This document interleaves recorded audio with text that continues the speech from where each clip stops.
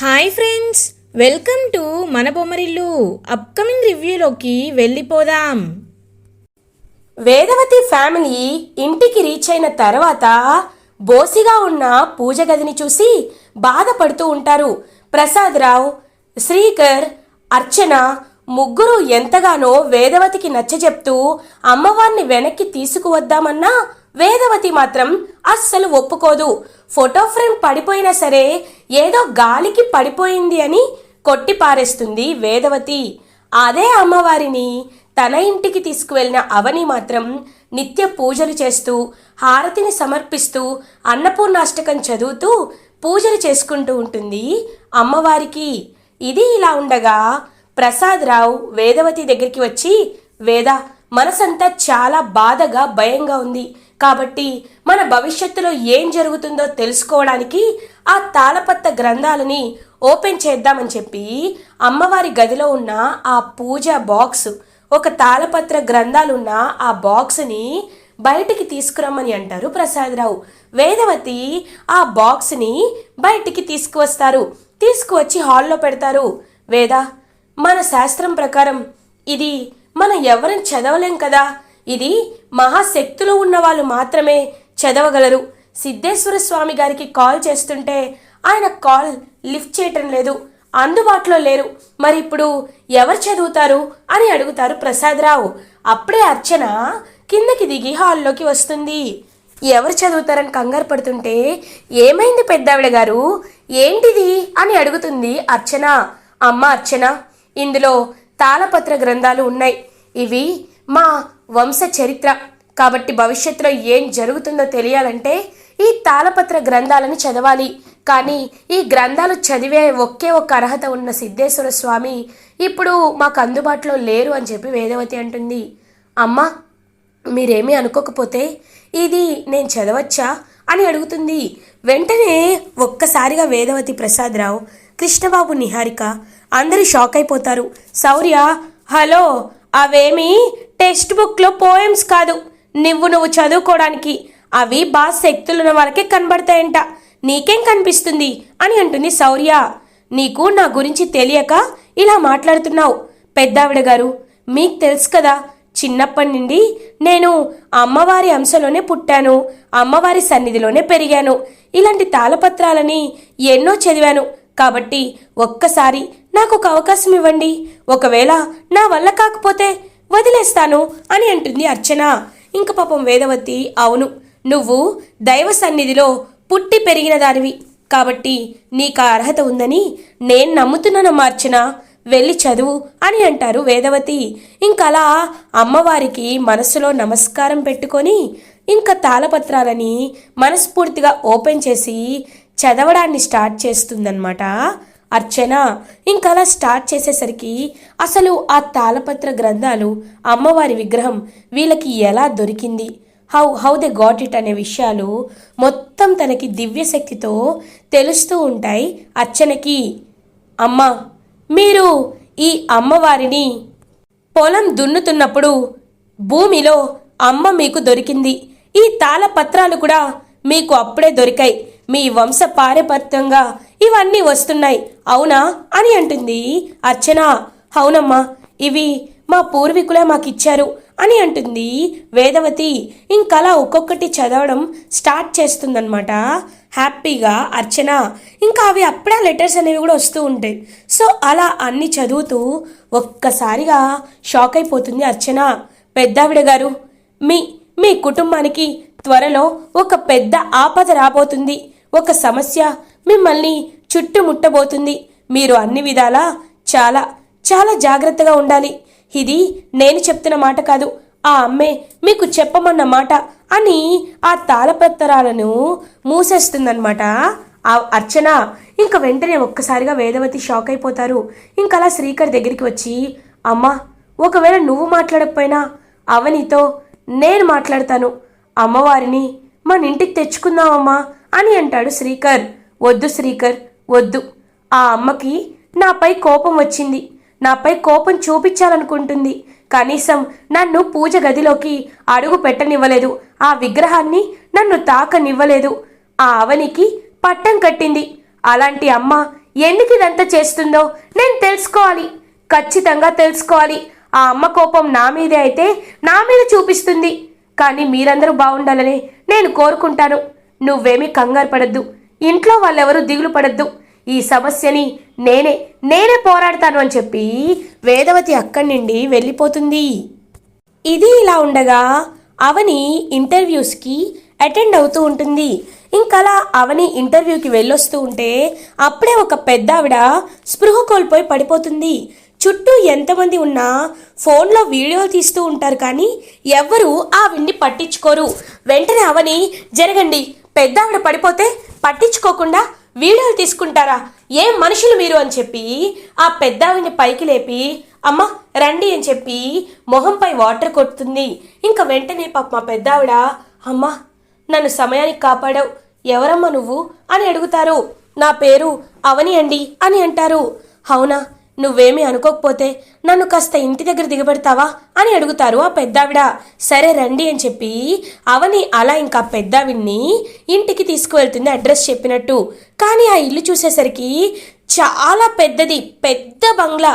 ఒక్కసారిగా షాక్ అయిపోతుంది అవని. రామ్మ అని చెప్పి లోపలికి తీసుకువెళ్తుంది. ఏవండి ఇది అని అంటారు. ఇది నా ఇల్లేనమ్మా, కానీ ఏం చెప్పమంటావు, నేను ఒంటరిగా ఉంటాను. తరగని ఆస్తుంది. కూతురు ఆస్ట్రేలియాలో ఉంటుంది, కొడుకు అమెరికాలో ఉంటున్నాడు. నాకంటూ తోడు ఎవ్వరూ లేరు. నేను ఇదిగో ఈ పనివాడు మళ్ళీ, మేమే ఇక్కడ ఉంటున్నాం. వీడు నా కొడుకు లాంటివాడు. కానీ ఎంతైనా ఒంటరిగా ఉండే బాధ వేరే కదమ్మా అని పాపం ఆ పెద్దావిడ బాధపడుతూ ఉంటారు. ఇంకా పాపం దగ్గుతుంటే, ఒక్క నిమిషం ఆగండి అని చెప్పి పాపం కిచెన్లోకి వెళ్ళి వాటర్ తీసుకొస్తుంది. అమ్మా మీరేమీ వండుకోలేదా అని అడుగుతారు. లేదమ్మా, ఇప్పుడు నేనే వంట చేయాలి అని అంటారు. అయ్యో మీరిప్పుడే అలసిపోయారు, మీరేం వంట చేస్తారు, నేనున్నాను కదా, నేను వంట చేస్తాను అని చెప్పి అవని పాపం ఆ పెద్దావిడ కోసం హ్యాపీగా వంట చేసి ఇంకా అలా పెద్దావిడ కోసం భోజనం తీసుకువచ్చి వంటని వడ్డిస్తుంది. ఇంకా పెద్దావిడ భోజనం చేసి, ఆహా ఇన్నేళ్లలో ఇంత రుచికరమైన భోజనం నేను ఎప్పుడు తినలేదమ్మా అని పాపం చాలా అంటే చాలా హ్యాపీగా ఫీల్ అవుతారు. సరేనమ్మా నేను వెళ్ళొస్తాను అని అంటుంది అవని. ఒక్క నిమిషం అవని, నిన్ను చూస్తుంటే నాకు బాగా కావాల్సిన అమ్మాయిలా అనిపిస్తున్నావు. నీకు నేను సహాయం చేసి నా రుణాన్ని నేను తీర్చుకోవాలి. చూడమ్మా, మాకు ఇక్కడే ఒక స్కూల్ ఉంది. మాది ఇంటర్నేషనల్ స్కూల్ కాబట్టి పిల్లలందరూ పిజ్జాలు బర్గర్లని ఎప్పుడు లంచ్ని క్యాంటీన్లో తింటూ ఉంటారు. నాకు ఒక ఆలోచన వచ్చింది. నువ్వు వర్క్ చేస్తున్నావా లేకపోతే హౌస్ వైఫా అని అడుగుతారు. లేదమ్మా, ఉద్యోగ అన్వేషణలో ఉన్నాను, కానీ ఎవరు జాబ్ ఇవ్వటం లేదు అని అంటుంది అవని. అది ఇప్పుడు నాకు హాయిగా ఉంది, ఎందుకంటే నీకు నేను ఉద్యోగం ఇప్పిస్తానమ్మా. ఎందుకంటే ఇప్పుడే చెప్పాను కదా నాకు ఒక స్కూల్ ఉందని. ఆ స్కూల్లో పిల్లలందరూ ఎప్పుడూ ఆ చిరుతిళ్ళు తిని పాడైపోతున్నారు, ఆరోగ్యాలు పాడైపోతున్నాయి. కాబట్టి ఆ పిల్లల తల్లిదండ్రులతో నేను మాట్లాడతాను, మీకు ఫీజు కలెక్ట్ చేసేలా నేను చేస్తాను. రోజు వాళ్ళకి లంచ్ బాక్స్ని తెచ్చిపెట్టమ్మా, అప్పుడు నీకు డబ్బులు వస్తాయి, పిల్లలు ఆరోగ్యంగా ఉంటారు. ఏమంటావమ్మా అని అడుగుతారు ఆ పెద్దావిడ. పాపం అవని చాలా హ్యాపీగా ఫీల్ అవుతుంది. అమ్మా ఎవరో తెలీదు, దేవతలా కనిపించారు, ఉద్యోగాన్ని ఇచ్చారు, మీ రుణం ఎలా తీర్చుకోవాలమ్మా అని అంటారు. అంతమంది నేను కళ్ళు తిరిగి పడిపోతే సహాయం చేయకుండా వెళ్ళిపోయారు. వాళ్ళ స్వార్థం వాళ్ళు చూసుకున్నారు, కానీ నువ్వు మాత్రమే నాకు సహాయం చేశావు. నీకు కాకపోతే ఇంకెవరికి నేను తోడుంటానమ్మా. ఏమో ఆ అమ్మవారే నాకు నిన్ను పరిచయం అయ్యేలా చేసిందేమో. సరే ఇలాగే వండి పెట్టాలి, రేపటి నుండి బాక్స్ రెడీ చేసుకోమ్మా. పిల్లలు ఒక 50 మంది ఉంటారు, ఇదిగో ఖర్చులకి 50,000 ఇస్తున్నాను, తీసుకో అని చెప్పి ఇంకా అలా వెళ్ళిపోతారనమాట పెద్దావిడ. పాపం అవని చాలా అంటే చాలా హ్యాపీగా ఫీల్ అవుతుంది. ఇంటికి వచ్చి అక్క బావా అని చెప్పి ఇద్దరిని పిలుస్తుంది. ఏంటవని, ఏంటంత సంతోషంగా ఉన్నావు అని అడుగుతారు సుజాత. అక్క నాకు మంచి ఉద్యోగం దొరికిందక్క, అది కూడా ఎక్కడికి వెళ్ళక్కర్లేదు, ఇంట్లో ఉండి వంట చేస్తే చాలు అని అంటుంది. ఏం మాట్లాడుతున్నావమ్మా అని అంటారు నరసింహ. అవును బావా అని జరిగిందంతా చెప్తుంది. అదిగో అన్నపూర్ణమ్మ మన ఇంటికి వచ్చిన వేళ విశేషం, నీకు ఇంట్లోనే ఉండి హ్యాపీగా వంట చేసుకునే ఉద్యోగమే దొరికింది. ఆ పిల్లల ఆరోగ్యం బాగుంటుంది, మనకి డబ్బులు వస్తాయి, మన ఇల్లు కలకల్లాడుతుంది. అమ్మవారిదే ఇదంతా.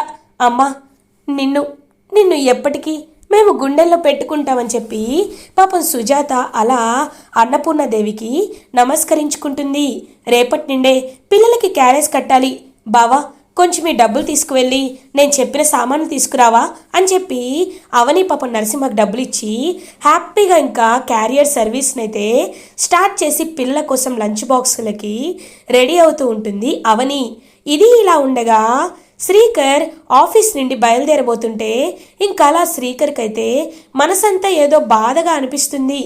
ఏంటి, నా మనసు ఎందుకు చాలా కీడు శంకిస్తుంది, ఏమైందని చెప్పి చాలా అంటే చాలా బాధపడుతూ ఉంటాడు శ్రీకర్. ఇంటికి రీచ్ అవ్వగానే ప్రసాదరావు వాళ్ళకి అప్పుడే ఒక ఫోన్ కాల్ వస్తుంది. ఏంటి, అవునా, నేను ఇప్పుడే వస్తున్నాను అని ప్రసాదరావు అంటారు. ఏమైందండి అని అడుగుతుంది వేదవతి. ఇంకా ఫ్యామిలీ మెంబర్స్ అందరూ హాల్లోకి వస్తారు. వేద, మన రైస్ మిల్కి ఫైర్ యాక్సిడెంట్ అయిందంట, ఏమో అకస్మాత్తుగా మంటలు అంటుకున్నాయంట, నేను ఇప్పుడే వెళ్తాను అని చెప్పి ప్రసాదరావు వెళ్తూ ఉంటారు. ఏమండి జాగ్రత్త అని అంటుంది వేదవతి.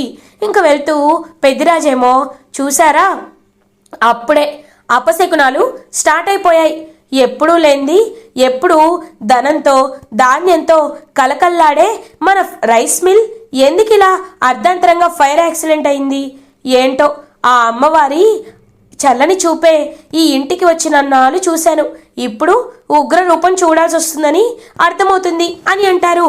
హలో బావా, నువ్వు కొంచెం నోరు మూసుకో. అమ్మా, నువ్వేం కంగారు పడకమ్మా, బావ గురించి తెలిసిందేగా, అలాగే మాట్లాడతాడు. ఏం కాదమ్మా, మనకి ఇన్సూరెన్స్ ఉంది కదా, ఆ డబ్బులు ఇలా వచ్చేస్తాయి, ఏముందమ్మా అని చెప్పి కృష్ణబాబు అంటాడు. లేదు, ఇదంతా ఎందుకు జరుగుతుందో నాకు అర్థం కావట్లేదు, ఆ అమ్మ నాపై ఎందుకు పగ సాధిస్తుంది అని కుప్పకూలి ఏడుస్తూ ఉంటుంది వేదవతి. ఇది ఇలా ఉండగా మార్నింగ్ అవుతుంది. అవని ఇంకా హ్యాపీగా తను సంబంధించిన క్యారేజ్ అంతా ఇంకా రెడీ చేసి లంచ్ బాక్సెస్ని అలా ఇంకా తీసుకువెళ్తూ ఉంటుందన్నమాట. ఇంకా ఇంటర్నేషనల్ స్కూల్లో ఉన్న పిల్లలందరికీ క్యారియర్స్ అయితే సప్లై చేస్తుంది హ్యాపీగా అవని. ఇంకా పిల్లలకి లంచ్ టైం అయ్యేసరికి అందరూ బయటకు వస్తారు. బయటకు వచ్చి చూస్తూ ఫుడ్ని, హబ్బా ఇప్పుడు ఇండియన్ ఫుడ్ తినాలా అని చెప్పి ఇంకా అలా తినగానే పిల్లలందరికీ చాలా టేస్టీగా అనిపిస్తుంది. వావ్, ఇట్స్ సో యమ్మీ అని చెప్పి హ్యాపీగా అందరూ ఇంకా ఫుల్గా లంచ్ బాక్స్ అంతా ఫినిష్ చేసేస్తారు. అదంతా చూస్తూ అవని చాలా హ్యాపీగా ఫీల్ అవుతుంది. అమ్మ అవని, ఫస్ట్ డేనే నువ్వు పిల్లల దగ్గర చాలా మంచి ఇంప్రెషన్ తీసుకున్నావు. ఇప్పటికైతే క్యారేజ్కి 1000 రూపాయలు ఛార్జ్ చేస్తున్నాం, ఇంకా డిమాండ్ పెరిగితే ఎక్కువే ఛార్జ్ చేస్తాం అని అంటారు. అమ్మ, నాకంత పడటం లేదు అని అంటుంది అవని. అవని, చూడు, ఇది బిజినెస్ అంటారు కాబట్టి వచ్చిన డబ్బులు తీసుకోవాలమ్మా అని అంటారు ఆ పెద్దావిడ. లేదమ్మా, నేను అనవసరంగా అన్యాయంగా ఎవరి దగ్గర నుండి డబ్బులు దోచుకోను, నాకు 300 పడుతుంది, ఒక 500కి ఇవ్వండి చాలు, పిల్లలు కదా, వాళ్ళు కడుపు నిండా భోజనం చేయడమే కావాలి అని అంటుంది. నీ అంత మంచి అమ్మాయిని నేను ఈ మధ్యలో ఎప్పుడు చూడలేదమ్మా, సరే అని చెప్పి ఇంకా పాపం అలా ఆ డబ్బుల్ని తీసుకొని అక్కడి నుండి వెళ్తూ ఉంటుంది అవని. ఇటువైపేమో ఇన్సూరెన్స్ డబ్బులు రాక ఫ్యాక్టరీ ఫైర్ యాక్సిడెంట్ అయ్యి సగానికి సగం ఇంకా వాళ్ళ బిజినెస్ మొత్తం డౌన్ఫాల్ అయిపోయి పతనానికి చేరువలో ఉంటుంది వేదవతి కుటుంబం. ఇటువైపు అంచెలంచెలుగా ఎదుగుతూ ఉంటుంది అవని. ఇంకా అలా అవని వస్తూ ఉంటే అర్చన అవనికి కనబడుతుంది. అమ్మ అర్చన అని చెప్పి అర్చనని పలకరిస్తుంది అవని. అవని గారు ఎలా ఉన్నారు అని అడుగుతుంది. నాకేంటమ్మా, చాలా సంతోషంగా ఉన్నాను, ఎందుకంటే ఇప్పుడు నా రాత మారిపోయింది, ఆ అమ్మ నా ఇంటికి వచ్చిన వేళ విశేషం అని జరిగిందంతా చెప్తారనమాట హ్యాపీగా అవని. ఇంకా అర్చన చాలా హ్యాపీగా ఫీల్ అవుతుంది మనసులో. అమ్మ, నాకు నిజంగా నీ ఎదుగుదల చూస్తుంటే సంతోషంగా ఉంది అని హ్యాపీగా ఫీల్ అవుతూ, అమ్మ మీరు మంచివాళ్ళు కదా, కాబట్టి మీకు ఎప్పుడు మంచే జరుగుతుంది, మీరు ఇంకా ఇంకా ఎత్తుకు ఎదుగుతారు, నాకు ఆ నమ్మకం ఉంది కానీ అని అంటుంది పాపం అర్చన. ఏమైందమ్మా అని అడుగుతారు. ఏం చెప్పమంటారు, వేదవతి పెద్దావిడ గారి ఫ్యాక్టరీకి ఫైర్ యాక్సిడెంట్ అయిందంట, ఏదో ఇన్సూరెన్స్ కూడా రావటం లేదంట, ఆ విషయంలో చాలా దిగులుగా ఉన్నారు అని అంటారు.